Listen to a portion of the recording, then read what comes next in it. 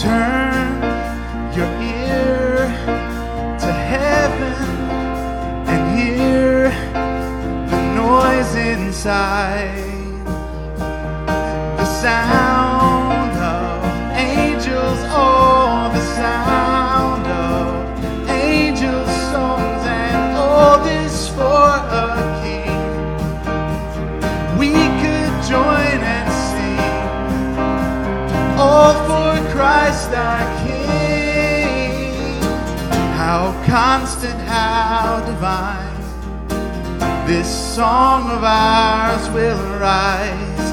Oh, how constant, how divine, this love of ours will rise. Oh, praise Him. Oh, praise Him. He is holy. He is holy. Turn your gaze and raise a joyous noise. The sound of salvation come, the sound of rescued ones, and all this for our King. Angels join to sing, all for Christ our King. Oh, praise.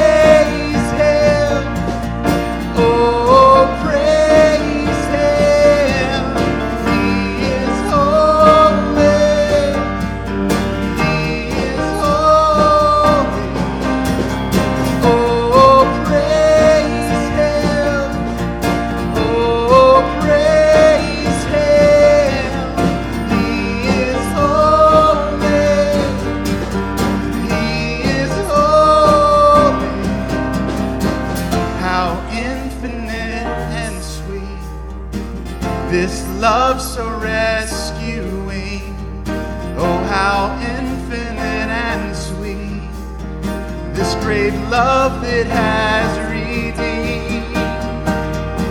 As one we sing, oh praise Him, oh praise Him. He is holy.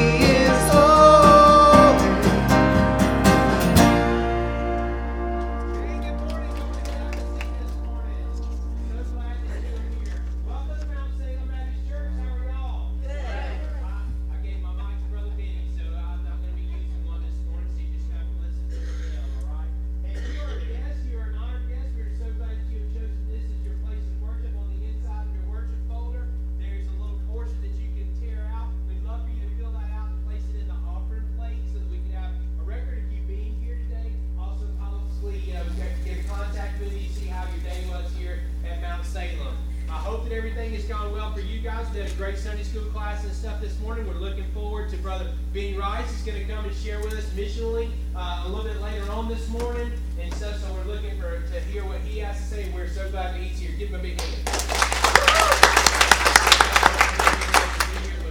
Let me tell you a couple announcements and things that are going on to get ready for, so that you'll know those things and put them in your calendar and stuff. First of all, our 200-year anniversary is August the 19th. Woohoo! All right. We are still gathering photos and any kind of information that you might have. So if you've got any of that, please be able to bring that in and get that to Brenda Compton, or George. Brenda's out of town today. If you got some of it today, you can give it to Brother George so that we can get it in the information that we want to be able to present on that Sunday morning, either through video or through some mementos and stuff that we have to give to everybody. So please bring that stuff in as soon as possible. Don't forget that Vacation Bible School is July the 16th through the 20th. It's going to run from 6 to 8:30 in the evening. Is that right? Or is it 6:30 to 9? 6:30 to 9. 6:30 to 9. 6:30 to 9 for Vacation Bible School. If you want to help out, we would love for you to sign up for that. You can do that in the foyer. All right. And then also, if you have any children or anybody that wants to take part in our Vacation Bible School, please go ahead and get them signed up and everything for that as well. All right. Also, Miss Fran has an announcement this morning. Right? Yeah. Okay. Backpacks. We need a lot of supplies. Shirley and I have been out shopping. We bought a lot of supplies. What we don't find in stores, we find at Amazon. We have about 500 of these. Wow. We want 25 of them filled with school supplies. If you can't get out and shop for us, which we've already done most of the shop, make a donation. They help pay for all this stuff. Thank you. All right. Miss Fran and Shirley can shop. Amen? Cecil's back there. Yes, sir, brother. But you know what? They do a lot of great things for us. One of the other things that's up here is there's baskets that are on our front row. Let me just remind you of this. If there's someone who is a shut-in within our congregation, please come by and pick up one of these baskets. There's a tablet that's right next to it. Write down who you're going to see so we'll know that that person has received a basket from us, and take one of those so that we can, well, first of all, they want to replenish, so they need to go shopping again. So you can take these baskets and give them to somebody else so that they can go buy some more, all right? So that we can work through that. But no, if there is someone that's a shut-in within the congregation, we'd like to be able to give them a basket. Please let us know where you've been so that we don't give like 14 baskets to the same person or something like that, and everybody gets seen as well. Any other announcements or anything that I'm missing? Also, if you know anyone in a nursing home, they get so long. Take them one. Yeah. All right. Anybody that like that, just let us know who you've gone to see. All right. That's the big thing for us, is that we know who we've gone to see and who's received the baskets. Okay. All right. Anything else I'm missing? Let's go to the Lord in prayer. Heavenly Father, we thank you so much for this day. We thank you for the opportunity to be here to worship. We thank you for who you are and the blessings that you bestow upon us, the life that we've been given, the gifts that we've received. Father, I pray that not only do we serve you, but Father, that we return those gifts to you through tithes and offerings, but also, Father, through the blessings which you bestowed upon us, we bless others around us. Father, help us to be a light in a dark world. Help us to take your gospel into a world that wants nothing of it right now. Father, I just pray that you will give us the strength to do that. And Father, as we worship you this morning, I pray that you will fill our hearts. These things we pray in Christ Jesus' name. Amen. I want to share something with you guys before the next song. When I was driving to church this morning, I decided to try a new radio station. It's K-Love. And they were playing a song by Hillsong called So Will I. And I don't know if any of you have ever heard it, but it got towards the end of the song, and there was this one line, and it said, "And as you speak, 100 billion failures disappear, where you gave your life so I could find it here. If you left the grave behind you, so will I." And I got chills all over my whole body. I just got excited, and I was like, what's going on right now? A song hasn't touched me like that in a long time. And I realized this is why we show up and sing on Sundays, because there's power in this. There's power in singing truth. There's power in singing truth. And so this next song has some of the most powerful truth. And I know we sing some songs you guys have never heard, and I want you guys to just pay attention to what you're singing, the truth that you're singing to our Savior today. If you guys will stand and sing.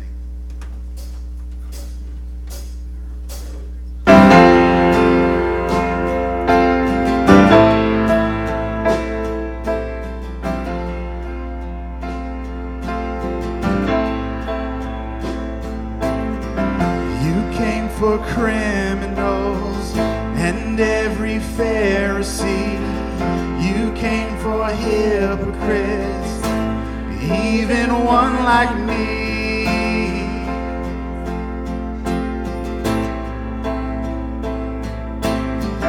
You carried sin and shame, the guilt guilt of every man, the weight of all I've done, nailed into your hands.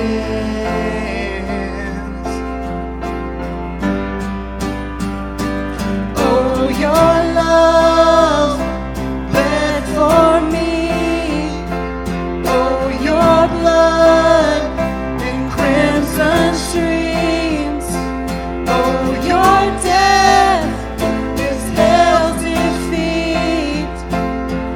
A cross meant to kill is my victory.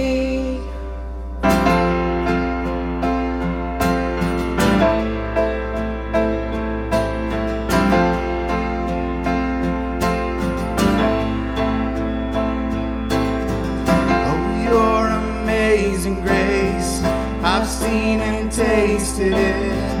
It's running through my veins. I can't escape its grip. In you my soul is safe. You cover everything.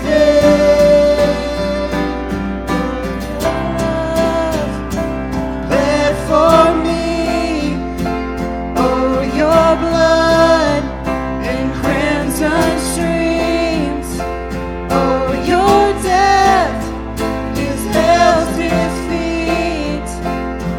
A cross meant to kill is my victory.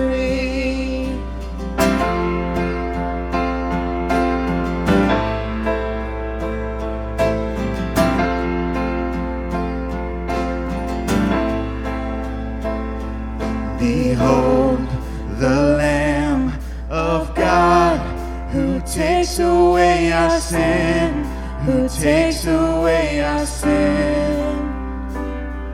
The Holy Lamb of God makes us alive again, makes us alive again. Behold the Lamb of God who takes away our sin, who takes away our sin.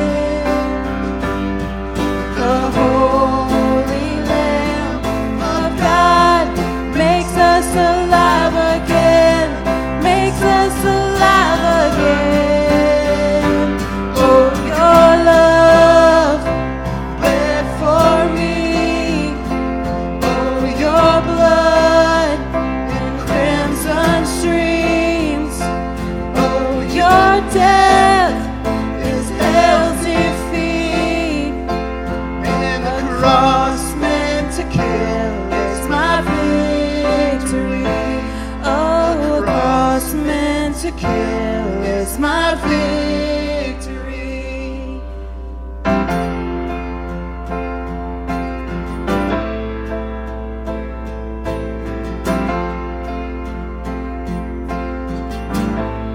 Everybody fellowship this morning.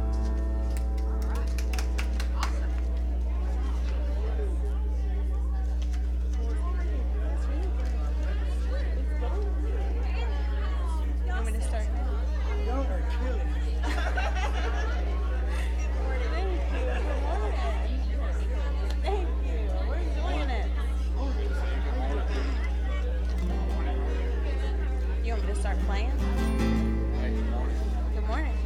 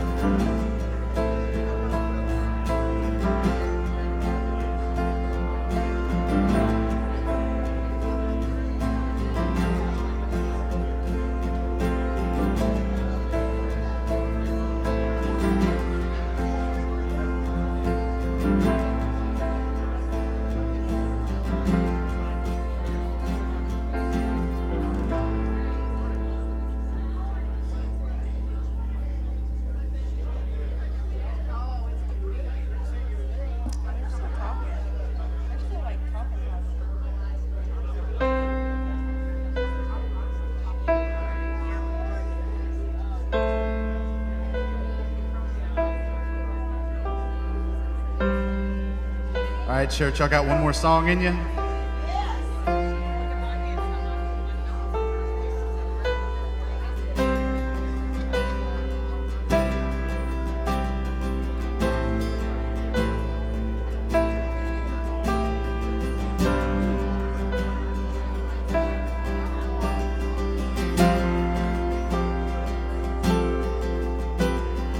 He is jealous for me.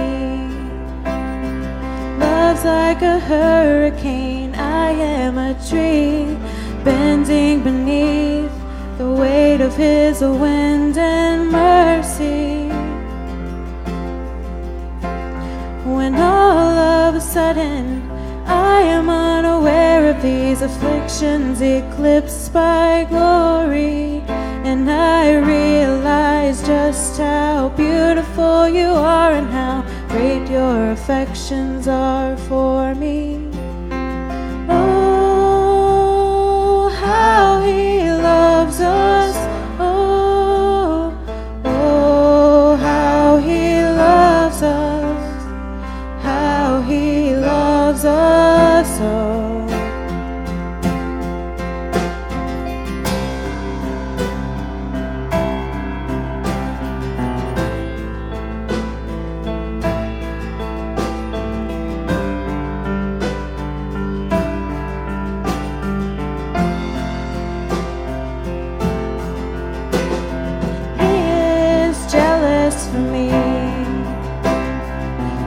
Like a hurricane, I am a tree bending beneath the weight of his wind and mercy. When all of a sudden I am unaware of these afflictions eclipsed by glory, and I realize just how beautiful you are and how great your affections are for me. Oh, how he loves us. Oh, oh, how he loves us. How he loves us. Oh.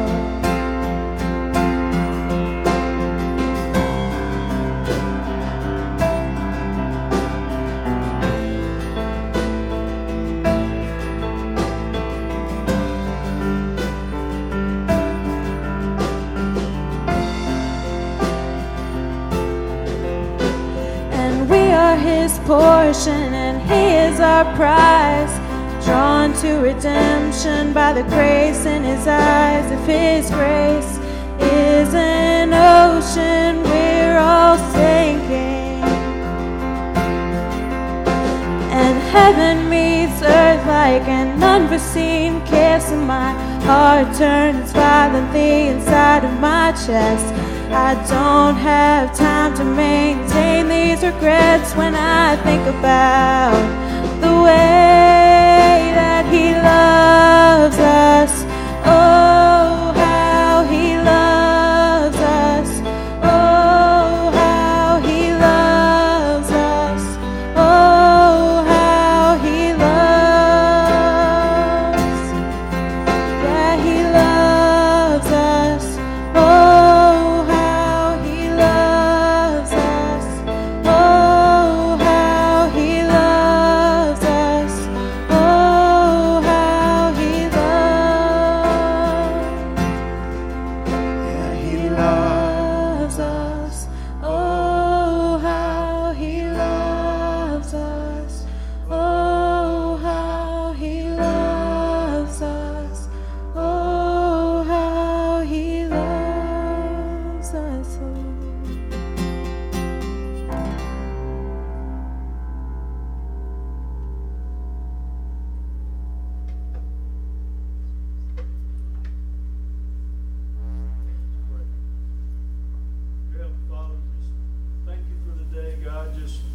thank you for bringing everybody out and just letting us worship you freely, just letting us enjoy you coming into our lives each and every day. And on a day like today, God, just showing us how much you care for us and what we really mean to you, God. I just thank you for that. And as it's our turn to give a little back, God, I just pray that whatever it's given today is given from the heart. It's not the value of what it is. It's that it's given to you, God, in love and thanking you for what you've done for us. I ask this in Jesus' name. Amen. Amen.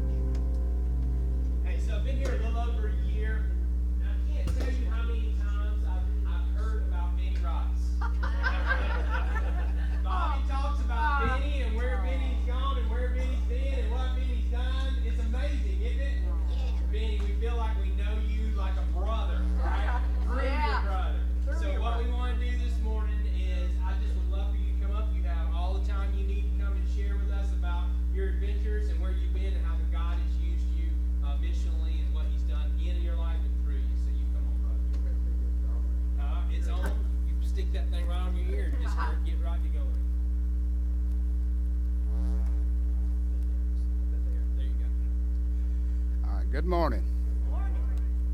It's good to be in God's house, isn't it? Let me tell you a little bit about myself first. Of course, you've probably heard a lot Robert said, but all of it couldn't be true. But Nancy and I, we lived in Georgia for 5 years. We lived in the South Atlanta area. And one of our best friends was Janice and Farrell Wallace. And Janice is here with us this morning. She lives in Newnan, Georgia. And this is my wife, Nancy. And I'm just proud to have them with us, as well as Bill Robert. Next thing I want to talk about is why I'm here. I got saved in a small little country church, a lot smaller than this right here. And it's been about 40 years ago, and God changed my life. He changed my family's life. He gave me a reason to live and a reason to serve Him. And the older pastor was an older guy that I got saved under. And one thing that he told me a long time ago about coming to church, he told us to always be faithful to our church.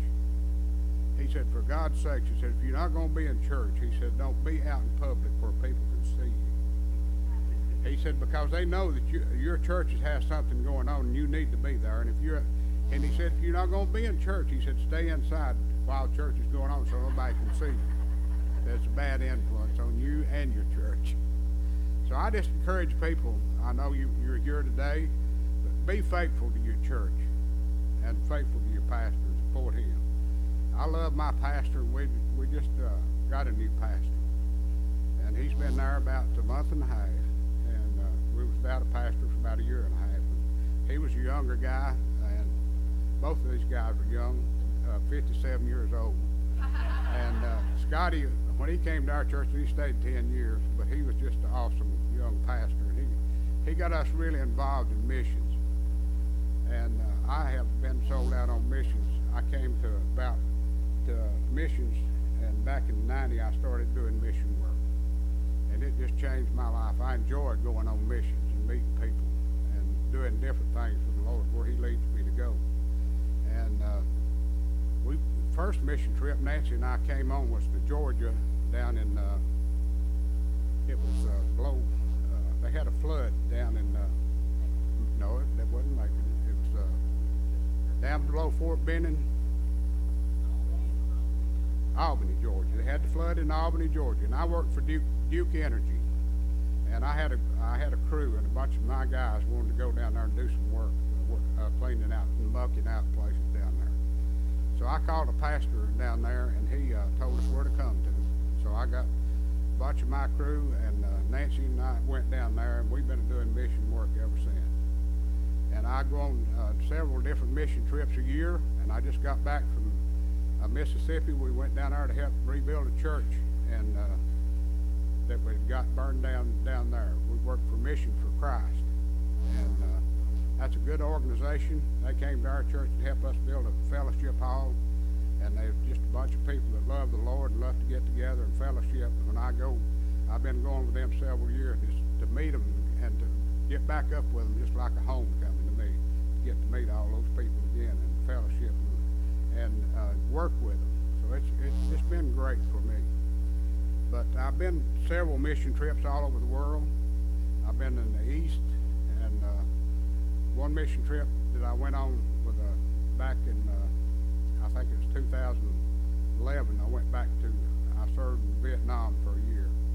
And this pastor friend of mine, he was a pastor, and he served in Vietnam too. And he got Agent Orange real bad, and he was beginning the first part of Agent Orange, and he wanted to go back to Vietnam, so he called me and asked me if I'd go with him back to Vietnam on a mission trip. He wanted to go back and just see some of the places we had been over there. So we took 3 weeks and went back to Vietnam and toured Vietnam, and we did treks through different villages.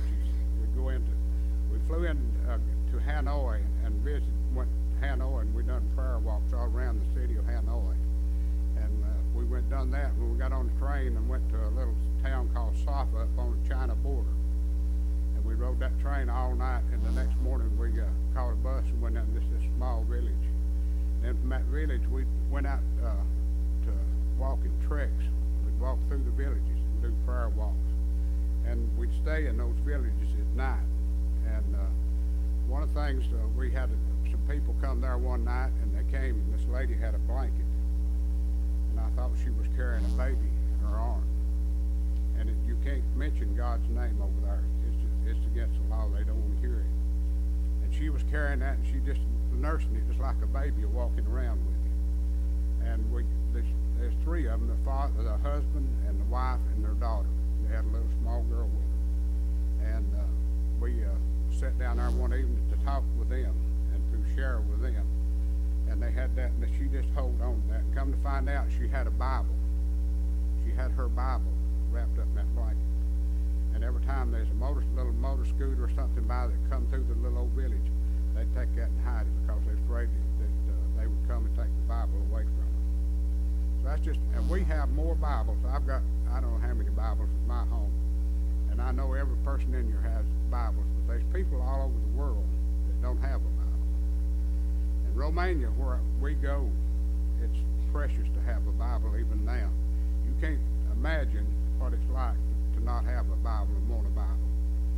And Brother Jesse Powers, through the Evangelistic Association that we go through down there, he's from Charleston, South Carolina. And he's 89 years old. One of the strongest men that I know of. He can outwalk you. I mean, he'll walk you to death following him behind him and walking with him. And he pastors a church. And there where he lives at, and he still pastors, said he wants to die in the pulpit where he wants to die. And he told me, he came to church and talked, and he said, I told the pastor the other day about it, but he said when Jesus stood up to read the Word, he said he stood up to read the Word, but when he sat down, he talked the Word. And Brother Jesse said, I've learned a lot from just reading that in the last month or two. He said when he stands up, said he reads the Word, he said, I can stand up for about 30 minutes and preach, but said, when I sat down, said, I can sit down for 2 hours before I have to move. But he really liked that. But our mission trip to, you'll start the video pictures. I have some pictures up there.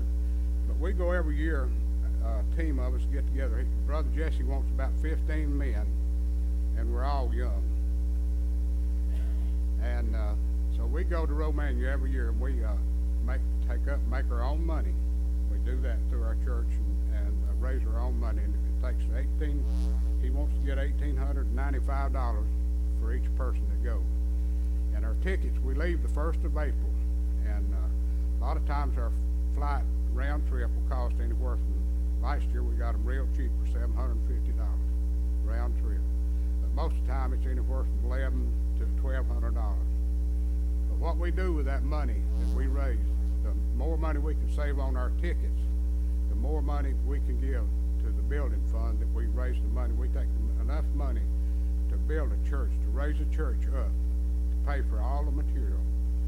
And then when we leave over there, we get it in under the roof. We lay blocks. We come up, we ask the Romanian people, they buy a lot, and they pour the slab, footings, and then we have a contact there. He makes sure that all the materials are there when we get there. So when we get there, we can go to work.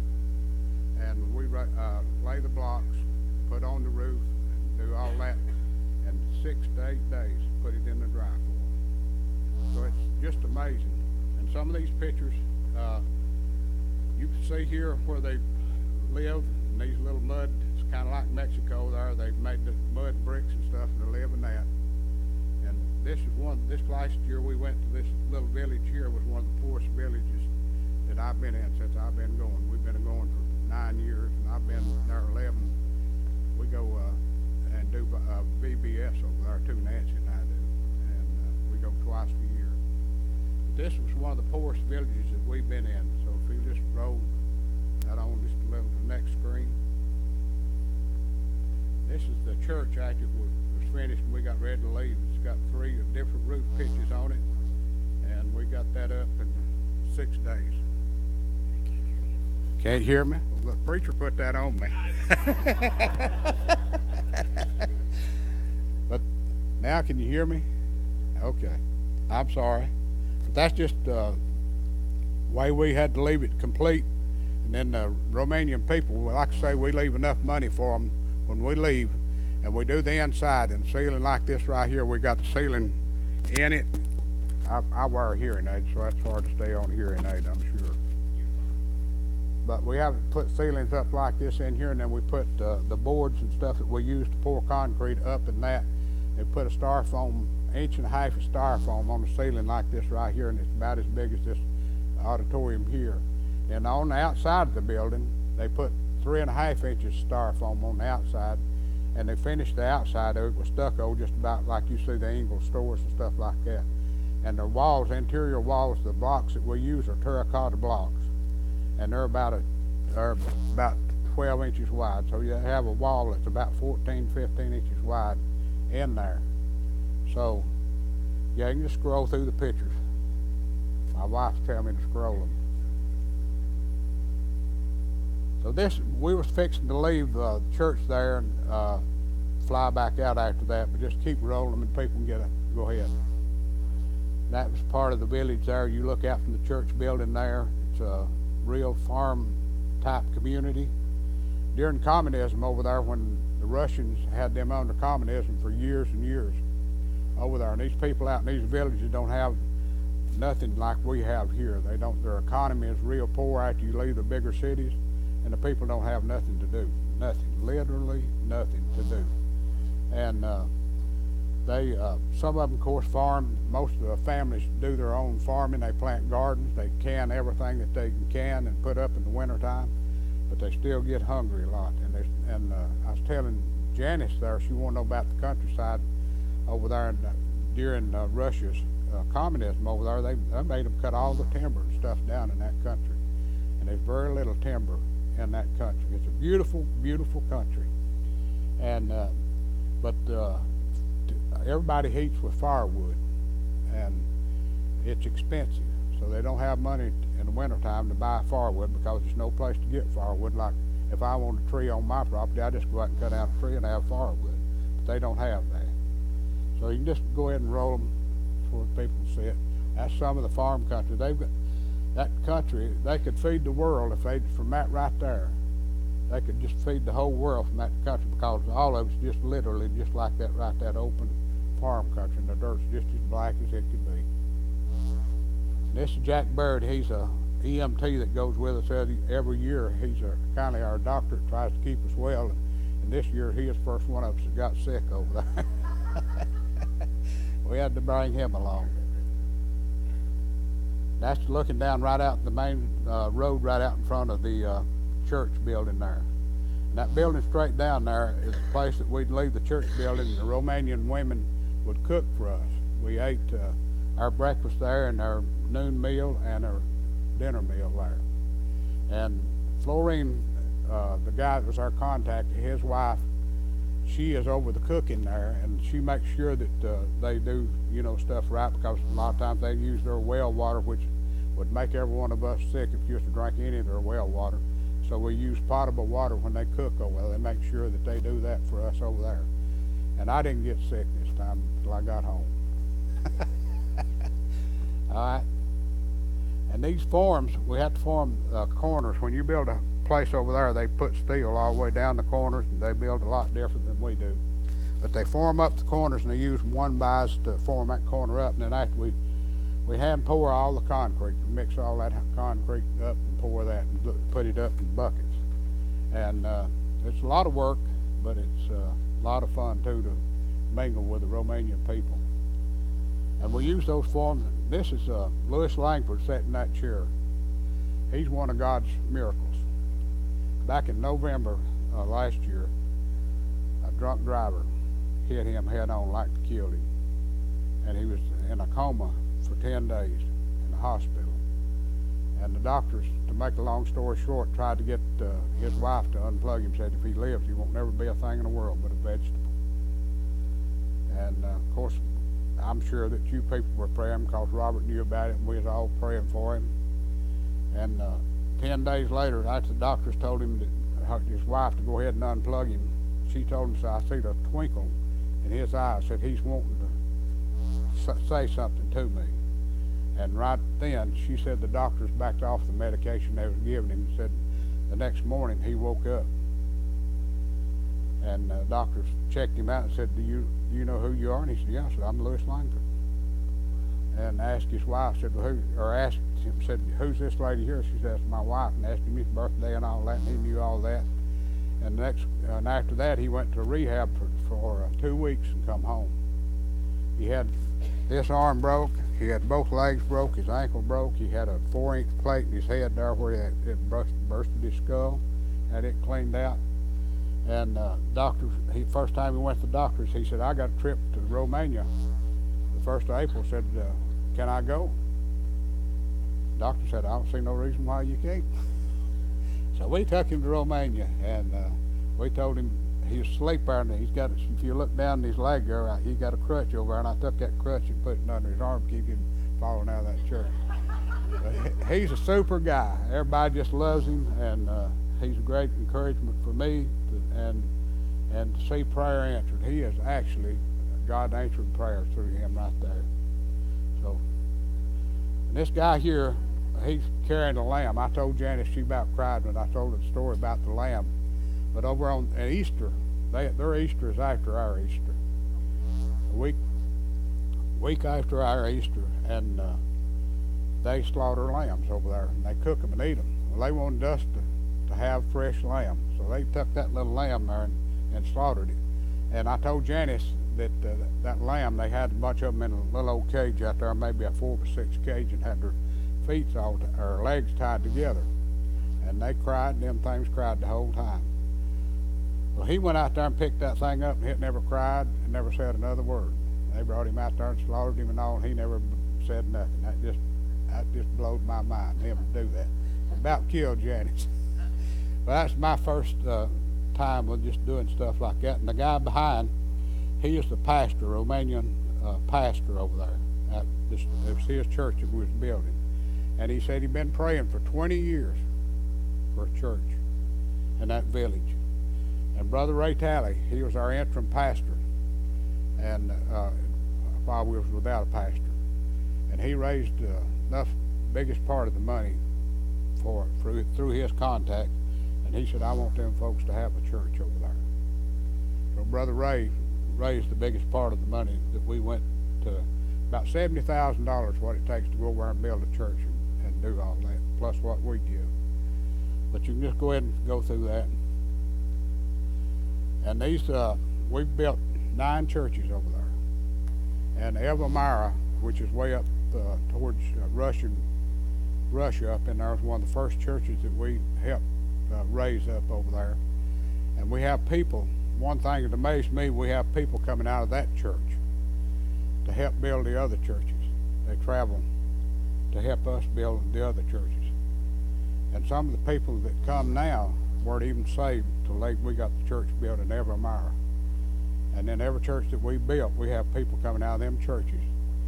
Wherever we go over there in Romania to build a church, somebody out of the last church comes to help us build churches. And we went to Elvira, and pastor told his people there, he said, the Americans are coming to help build a church.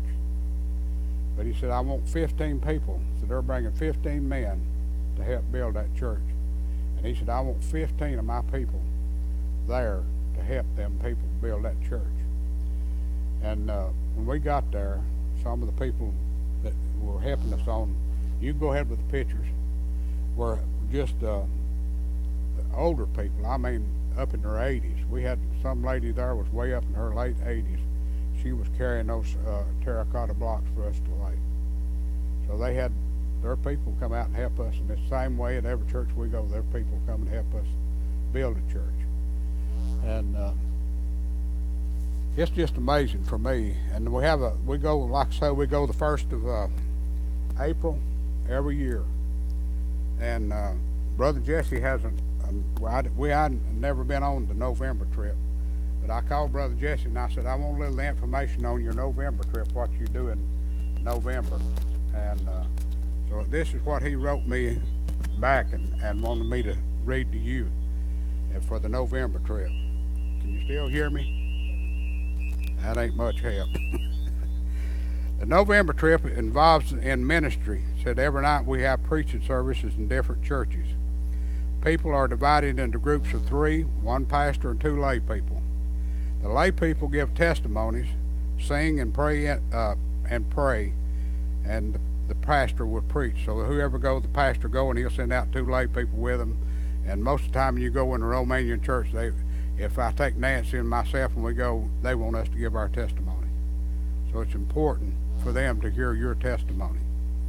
It says during the day we go into homes and give out food baskets, normally between 25,000 and 30,000 in food. So they buy that much food to take out with them when they go. And they take about 50 people when they go on the November trip. It's elderly. Most of it's, we got very few young people that go. It's just people just like we are here today that go. And it says we take food bags. These bags of food are taken along with pastors to those who are very poor. We also take Bibles to leave in homes if they do not have one. We have given out thousands of Bibles, so we take a lot of Bibles with us. And before Brother Jesse would fly into Bucharest, Hungary, and take Bibles, we'd come from Cluj, Romania. We'd have an all-day trip, drive back in the van because we couldn't fly into Cluj. The airport wasn't big enough for us to fly into over there, and it's take 2 days, 1 day of going and 1 day of coming back. So that's 2 days you lost just traveling. And we'd come back and we'd carry those Bibles in, and by the van, thousands of them in the van to take and just hand out. So in the daytime we set up services in schools, and we have services in schools in the evening. We have ladies' Bible studies, children's Bible studies, and they visit in homes. Said in the daytime we set up service, share the gospel, and many times I know we went over and they buy stoves because it's cold for the people there. Some of them don't even have a stove in their home, so we try to buy a stove or something for them when they do that, for it's cold over there. And this is the Birdman here. He's from down in Charleston, South Carolina too, and he's a good guy. He was a Vietnam veteran. He was a tunnel rat, and one of the greatest guys. He's got a heart for missions, and he's one of the working. You wouldn't think he was a worker, but he was one of the workingest guys I ever seen. He stays busy all the time, and we done cleaned up there, and he just sat back in that wheelbarrow. But he loves kids, and he just plays with those kids. When you go in the airport and face kids around, he'll have them down and playing with them in the airport. And he can do all kinds of bird calls and animal calls and everything. Those kids just congregate around him. You go ahead. It was cold that day, and I don't know who that is. I can't see who it is, but it's one of the guys that had on a Tyvek suit. It was real cold. So go ahead. And that was a slab that we was pouring in the back, and hand poured that for the pastor's study. He'll come in there. It'll be a place for the pastor to live, some upstairs in the church there. So he'll be able to live there in the church. So that'll be his place back there. This is the roof. They put on a metal roof. We put on a metal roof there and slat it and put it on. And it takes about 2 days to put the roof completely on. That's more of the roof in there. That's the lambs. You can see their feet tied up there.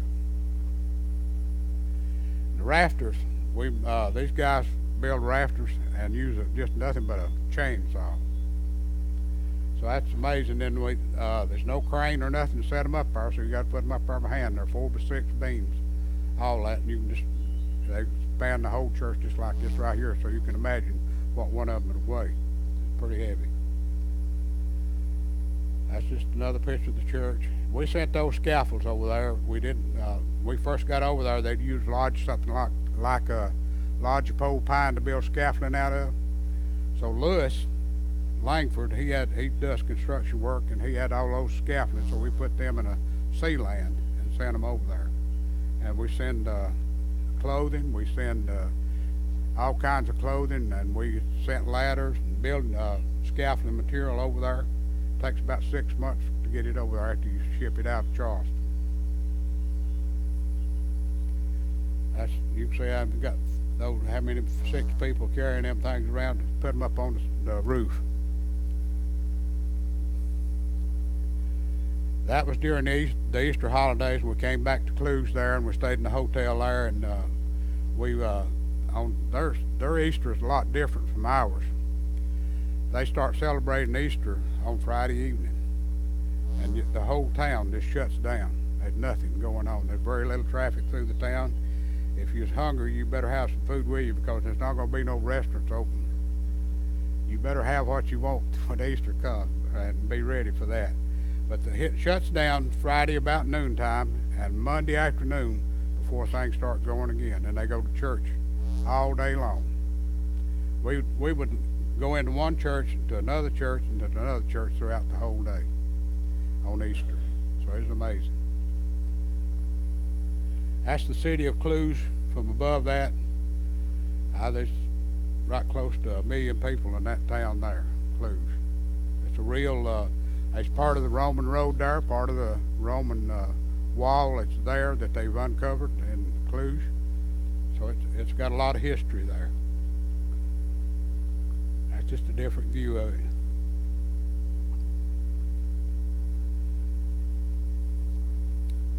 And that's just getting ready to go to work in the morning. That's Tommy. That's the place we eat. It was real cold there of a morning, and that place where we eat wasn't heated or nothing. And I feel like, morning or any time it's cold and you eating in a cold place, is a good place to get sick. And I feel like that's one of the reasons a lot of guys got sick. It was cold in there every morning. That's Florine's wife there that's standing there. She's a great lady. She's a registered nurse, and she's a great cook. We go over there in VBS, and you wouldn't believe the stuff that she puts out for us to eat. She don't like to buy mayonnaise or nothing like that. She makes her own mayonnaise, and anything's got anything to preserve food in it, she don't want it. She makes her own stuff. So it's great. This is one of the gypsy ladies that cooked for us, and it's her house, I think, that we ate in. And the gypsy people don't like for you to call them gypsies. They're great people, friendly people, and all the stories you've heard about gypsies aren't true. I know that's just like we are. We got a lot of bad people in our neighborhood, but everybody's not bad. And those gypsy people are some of the sweetest people that I know of, and they love the Lord. Go ahead. All right, anybody got any questions? When am I going back? It'll be that 1st of April. How much is the November trip cost? I'm not sure. I don't think it'd be because, in the summertime it'd be their season over there. After certain, just like everywhere else, the price will go down. Would you let us know? Yeah, I sure will. Sure will. I'd be glad to answer any questions if I can.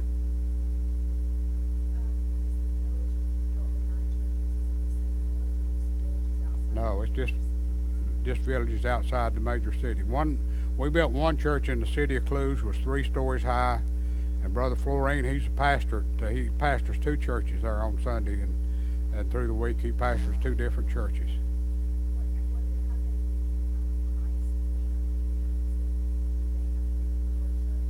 Yes, yeah, they do.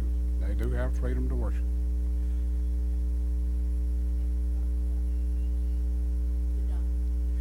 Yes, one of the things that we started, and through our VBS, and then of course they was already doing it too. We take money up and buy food for the dump ministry. We call it the dump ministry. We got out there out of the city of Cluj. They got a big city dump, and there's people that actually live on the dump.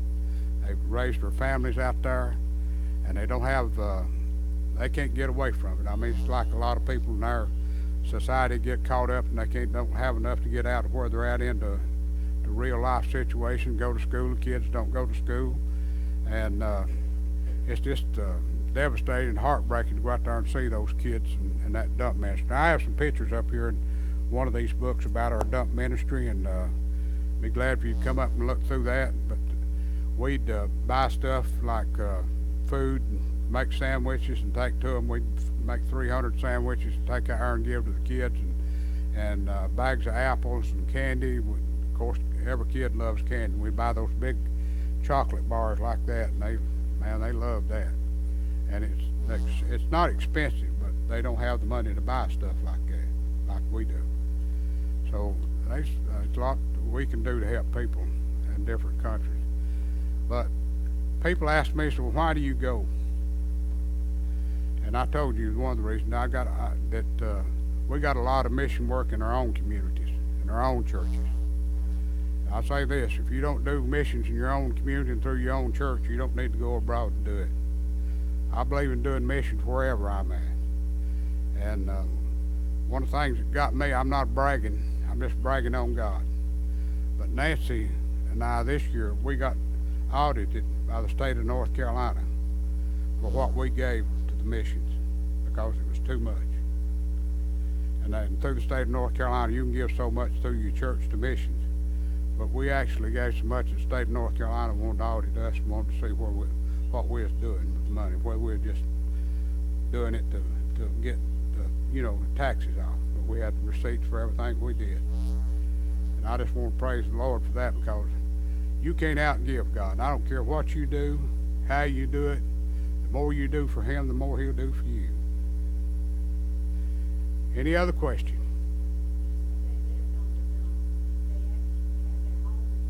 They actually have their homes there, and most of the shacks, little old paper shacks and stuff. But past year when we went over there, they that's my hearing aid. If I can sing it. But this past summer when we went over there, they had showers. Somebody had moved in there and put I don't know whether the city moved in there and put water in there where they could take showers in there. But they cook on whatever they can get. They take an old barrel and put a 55-gallon lid on top of that and cook off of that. And most of the stuff they get to eat, they get it right out of the dump. It's just, and you see little kids walking around, I mean, bloated stomachs and stuff like that. one guy we was fixing to leave there one evening. We was there, and he came out and he had his arm bandaged up, and him and his wife had been into it, and you could see it was infected. And we asked him what he'd done, and he was drinking. And he had cut his arm. He cut it himself, but you could see he had scars all over his arms. It wasn't the first time he'd ever did that. But him and his wife had got into it. She was pregnant again, and he didn't like that, so he decided to cut himself to do that. So you run into all kinds of people out there. And we had, of course, Brother Jack, he's the medic, and he cleaned him up and the best he could with what we had with us at the time to fight the bacteria and stuff in him. So hopefully he made it. Yes, sir.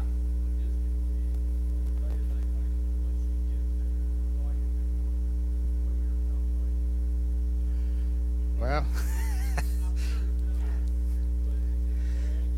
no. Sometimes we stay in the people's homes and we go. This last year, where we was at, we stayed in the motel we stayed in there. It was the best place I've been there. We have stayed in since I've been there. Last year before last, we stayed in the Montana Motel in Reagan, Romania. And we had mattresses down on the floor, and you had one blanket and one little old sheet and a pillow. And there's three of us stayed in a little old place, maybe 10 by 10, but it did have a bathroom. And I woke up next morning, we got in there kind of late, and I woke up next morning, I'd wrestled my pillowcase off my pillow. I told Nancy, I said, I wouldn't let my dog sleep on that pillow. So I took my coat and wrapped my coat up, and I used that for a pillow. But that's not what it's about. You know, accommodations. It's been cold. We take cold showers. But one thing, we always had good food. And that, if you can feed a man and give him plenty of food, he'll make it. He'll make it. Just work through his stomach. Any other questions?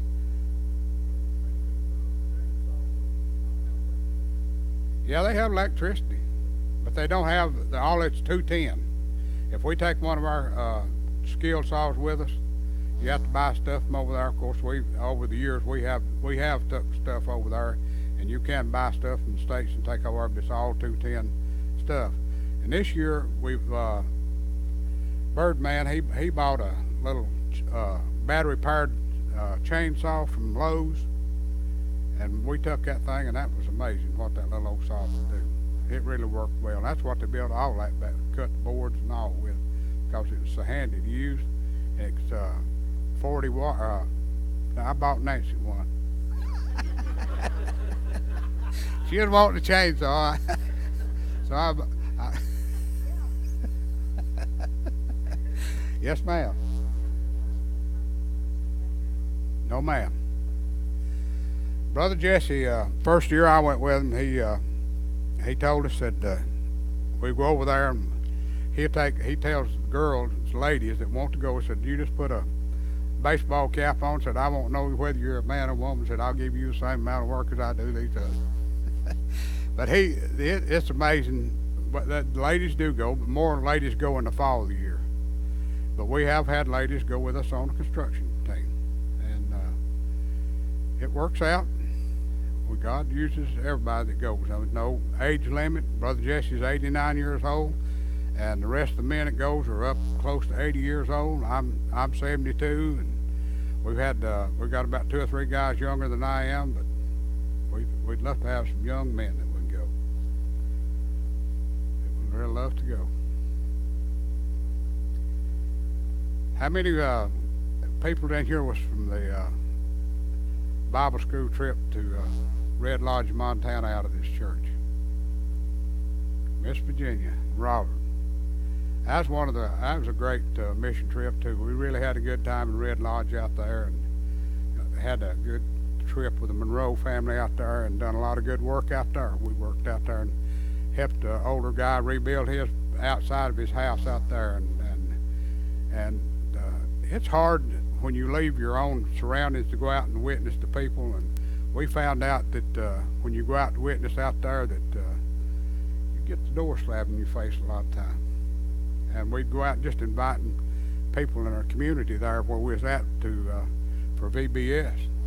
We learned right quick that you didn't use VBS, you used some other. We used sports camp to get the kids there, and then we could teach them the Bible lesson. So it worked out great. And after we changed it from VBS to sports camp, we had a lot of kids there. Anything else? Okay. That's one thing I wish I'd have done. Yeah. He said a young man, 57. I'm a spry fella. Thank you very much. Thank you. Hey, we've got a gift for you. Everybody would come up and look at these here. We got pictures. We've been all over and just enjoy these pictures. This is for you. I don't know if it'll take until next April. You may have to restock these supplies. All right? That's to fatten you up in case you have to come for a week, right? Bush could eat all that. Y'all stand up. We're going to close this morning. Grab a hand of the person that's next to you. Y'all make sure that you come by and see all the pictures and everything. And Brother Benny will be around for just a few minutes afterwards if you want to talk to him and just thank him for coming and being a part of our worship today. Are you glad you came today? Amen. Amen. Let's go to the Lord in prayer. Gracious Father, thank you again for just opportunities, what you do in our lives, the chances that you allow us to step out and to wherever that might be, whether it be next door, the next state, the next country, Father, wherever it is, just I pray you give us the in our lives to go where you call us to go. And I thank you for Brother Benny and what you do. Thank you for the ministries they've been a part of over all these years and to see how you multiply that. People from the first time that they go are helping with the things they're doing today. We just pray for continued blessing on that. Lord, I pray you give us this opportunity to step out and maybe be a part of this or whatever you call us to. Bless us this week. Use us for your glory. These things we pray in Christ Jesus' name. Everybody said, Amen. You guys have a great day. Thanks for being here. Thank you, sir. Okay. Okay. All right, that sounds great. But if it's any different, I'll call Brother Jesse and talk to him and make sure.